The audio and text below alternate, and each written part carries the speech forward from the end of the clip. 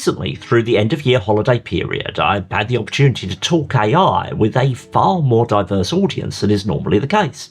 And the same issue kept coming up again and again. This idea that all this pushing of AI this and AI that from big tech this last few years is fundamentally some kind of scam. So in this video, I want to consider some of those scams or foundational AI issues that many of you are probably concerned about.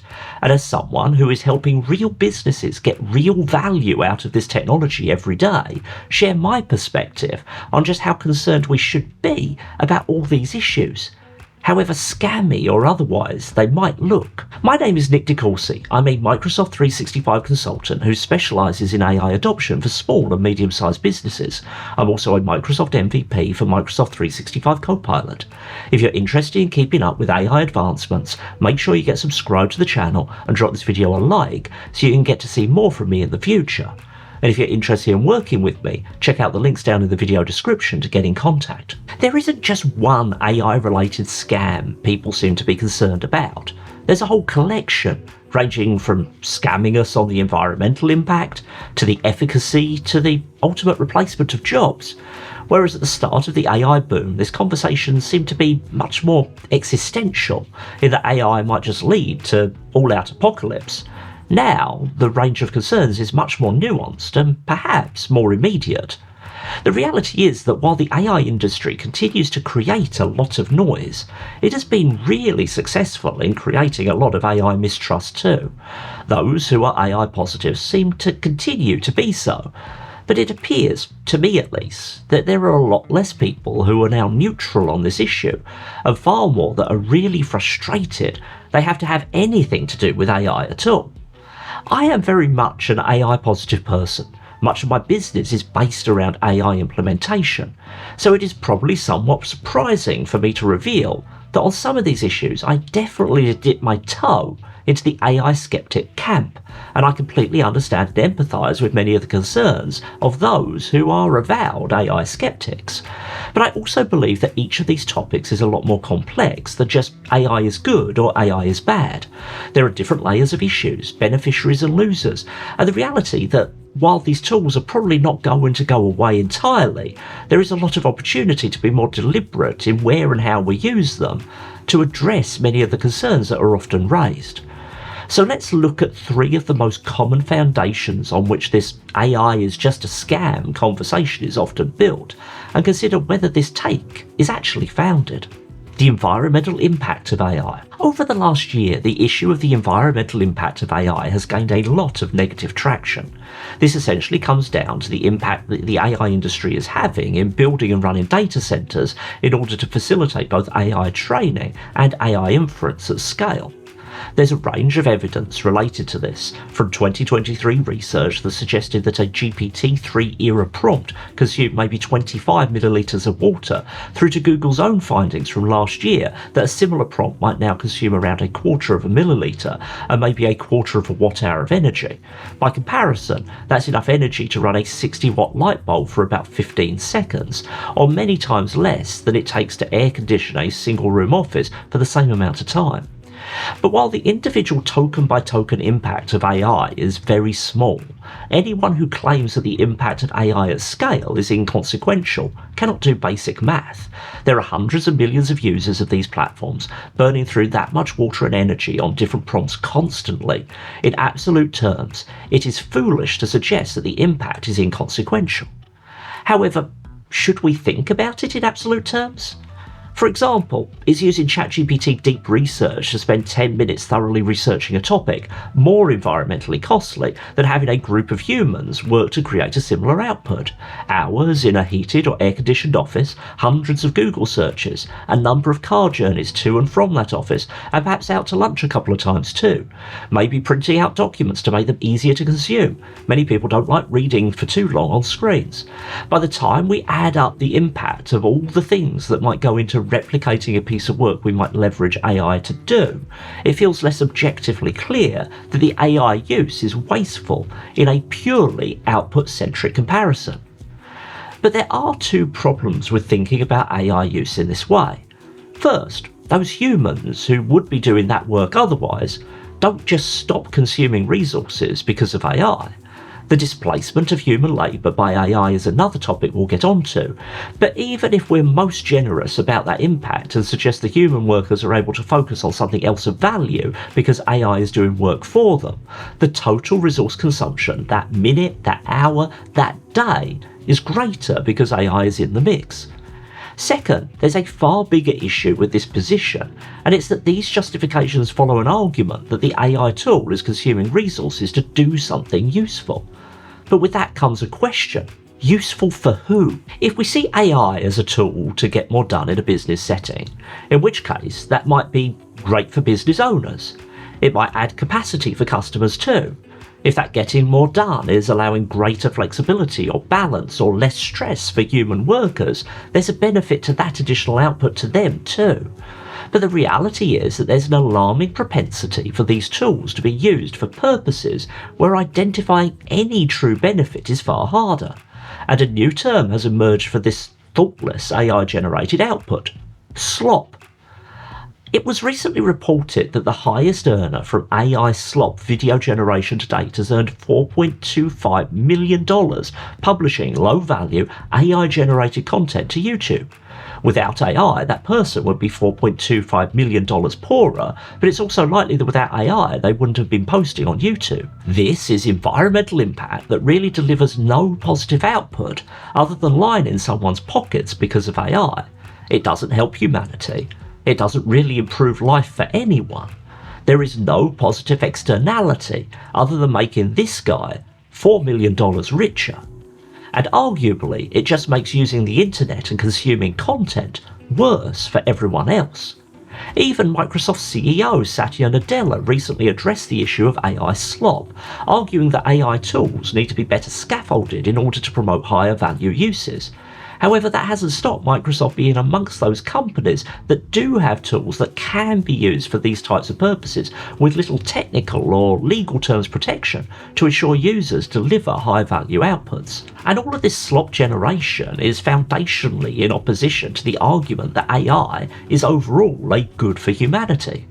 It unquestionably consumes resources that carry a negative impact, whether environmental or just in terms of raising electricity prices for everyone.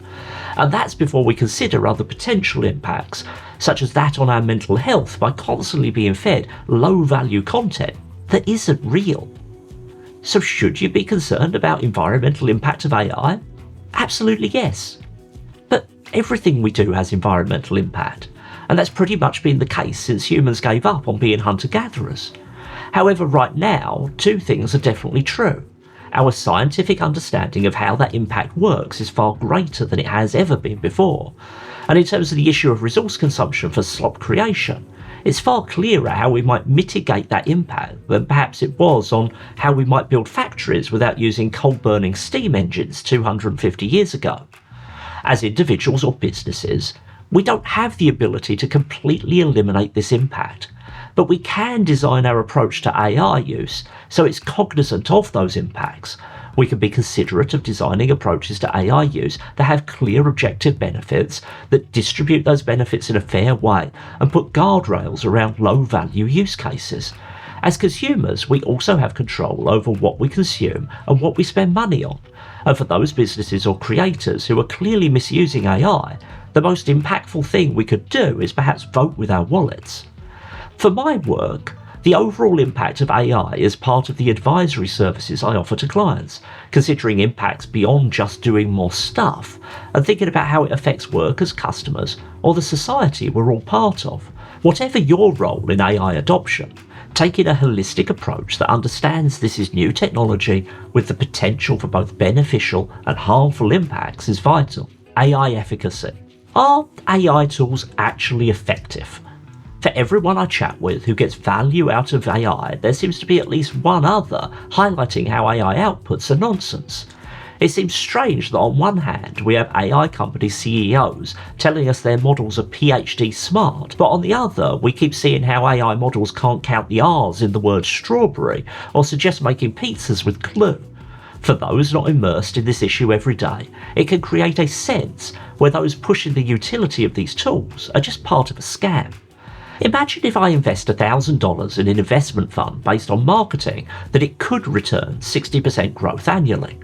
3 years later, I withdraw $1,600, a 60% total return, much higher than the average stock market return, but much lower than 60% annually.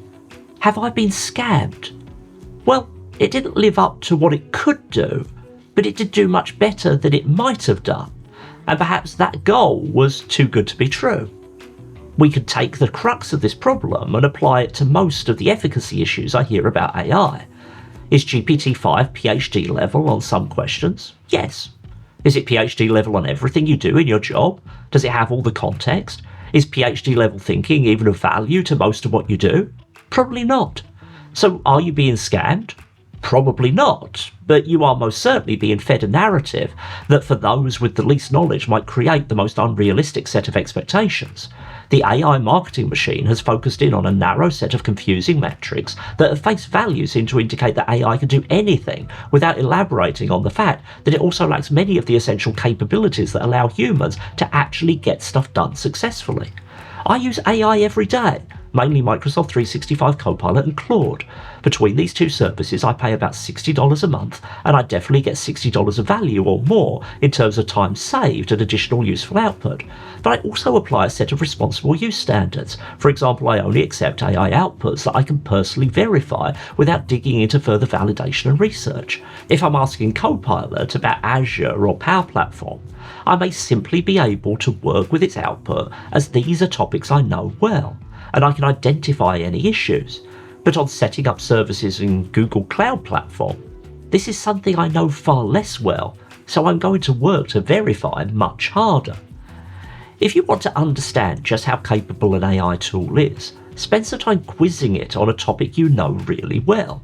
You'll soon understand how a vanilla chatbot armed with the web can end up finding old information or providing outputs that are too general to be usable, or sometimes just plain getting a bad answer. Yet you will also quickly understand that if that same response was about something you knew a lot less well, it would appear entirely reasonable most of the time. The objective efficacy of any knowledge work depends not just on how smart the person who did that work is, but also on the trust relationship you have with them and the contextual information they have access to. Modern frontier AI models are undoubtedly extremely smart, but their understanding of the trust you are putting on them is often lacking, and their grasp of the relevant context is very often too small to create useful output. Part of the work of making AI perform well isn't just selecting the smartest model. It's about context engineering to ensure it has access to authoritative information and building safeguards to mitigate common error patterns. Until we get that trust foundation and context access right, all discussions about to what extent AI tools can replace humans in processes end to end are, in my opinion, rather moot. Already today, AI can take on significant portions of straightforward processes. For example, I have a client where we've deployed an autonomous AI agent built with Copilot Studio for customer service communications. But this is tightly supervised by qualified humans, and the benefit of the AI is not in PhD level understandings. The CSRs don't have PhDs, but in being able to filter information at scale and distill this volume down to the manageable levels that humans can interact with. For some reason, the AI industry seems to have collaboratively decided that telling us that all their tools can do things they absolutely cannot outside of narrow demos is the best way of marketing their products. For me, overpromising and underdelivering seems an odd strategy, but for those organisations and individuals who focus on realistic use cases framed by responsible verification and oversight, truly positive impact from AI use isn't a dream for the future, it's something you can implement today. So while your concerns about efficacy are very reasonable, they should be a driver toward you developing strategies for safe use rather than a reason to hit the brakes hard on using AI at all. The impact of AI on jobs. Over the course of the last few years, the narrative around AI seems to have shifted from a tool to make everyone's work and life better to a technology to replace humans with 24/7 knowledge work automation through agentic workforces. And this direction seems to have been backed up by tech companies and other notable businesses falling over each other to eliminate positions or simply not to hire entry-level workers. The initial promise of a technology that's good for everyone seems to have quickly been replaced as a lever to further line the pockets of the usual suspects.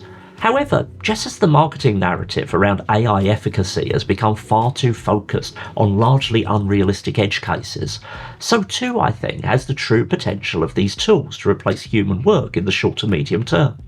Technology always alters work patterns. It was farming technology that helped give rise to what we see as modern civilization. It was the steam engine that drove industrialization, and it was the computer that served to make the knowledge work many of us now do a thing. I have no doubt that AI will redesign how work works, but we should also remember that according to the man regarded as the godfather of AI, who is now one of the loudest voices pushing this impact narrative, Geoffrey Hinton, we should have given up on training radiologists nearly a decade ago, as AI would have by now made them obsolete. Anyone who has recently had an X-ray is probably glad that we didn't listen. There are big companies in this space that still have a far more nuanced view. Microsoft, for example, is still predominantly focused on Microsoft 365 Copilot, an assistive product aimed at making human-led work more productive.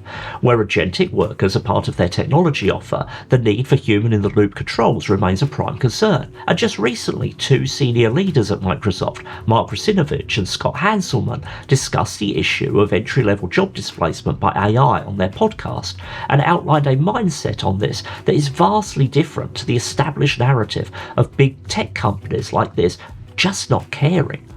Frankly, talking about how we're all doomed makes for far more readable and watchable content than just highlighting how things are probably okay. You don't have to dive too far into a search for AI-related content on YouTube before you see this doomer perspective rising to the surface, and I'm sure there are those who take this worst-case scenario as their marching orders for the company they work at. If you work for a boss who is hanging the threat of AI over your job, this is probably just far more a reflection of who they are than a real understanding of the potential of this technology right now. Personally, I have consistently refused to support AI projects for potential clients where a stated intention is either to use AI to downsize staffing needs or to avoid the need for future hiring at any scale. And while this is an ethical line for me, it's also a technical one. There hasn't been a project like this that I've refused where the ideas being outlined were technically feasible and just ethically wrong. Those owners and leaders with dreams of downsizing were fundamentally overestimating the capability of this technology. I'm fully conscious of the fact that much of the work I'm currently doing might have longer-term impacts on staffing as work patterns change or productivity expectations alter, but so can any work that deals with generating more output from technology. Frankly, even the point of training courses is to generally improve efficiency or quality. Right now at least, for any company interested in maintaining and improving quality and with a significant need for knowledge work, there is no reliable technology route to move away from human labour at any scale. The battle cry in this space has become AI won't take your job, but a person using AI will. And to some extent perhaps this is correct. Just as the ability to use a productivity suite like Microsoft 365 today is a simple employment baseline that it really wasn't when I first joined the workforce, over time the importance and associated expectations around AI skills will change. There are some companies heavily pushing AI upskilling today and making workforce changes based on this, but most others will follow as this technology becomes the norm. So, is AI a scam? No.